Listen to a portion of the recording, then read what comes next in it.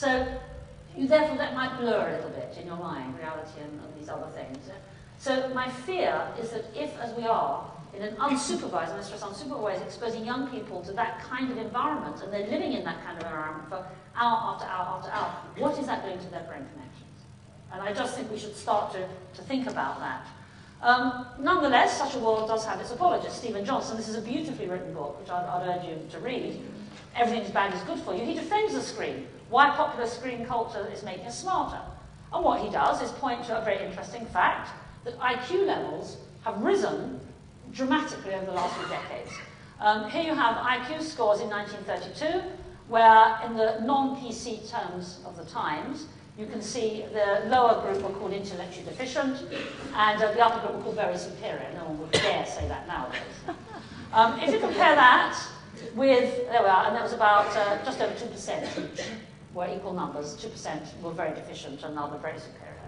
Compare that to 1987, and now look at the shift, so that the number of people that are very superior, everyone here, of course, will be very superior anyway, but it's about a quarter of the population, 1 in 4 very superior.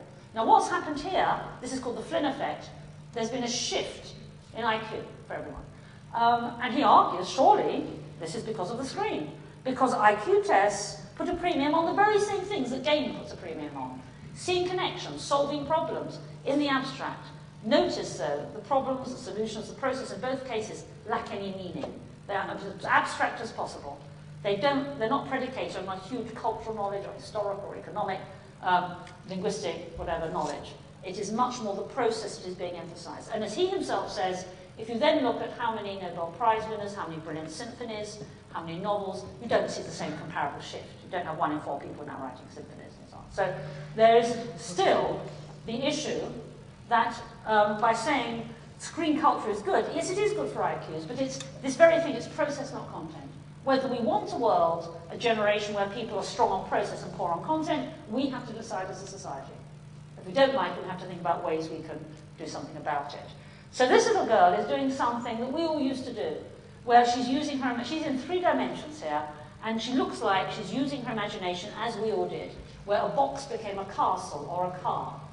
Yeah, and that amazing world. It's a bit like when you're reading a book, and the outside world is excluded because your imagination is the most powerful thing. I'm sure I'm preaching to Gertie on this one, imagination. It's a bit like when you read a book or when you listen to the radio. I remember when I first met John Humphreys, I felt let down when I saw what he looked like. And I actually said that, because you imagine, and you think, no, this can't be true, because my imagination is the real thing.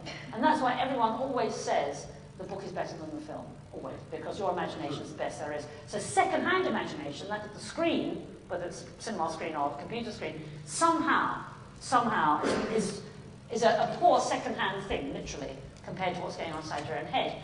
Now, this division of people of the screen and people of the book was introduced very, I think, eloquently by this journalist, Kevin Kelly, and this is what he said.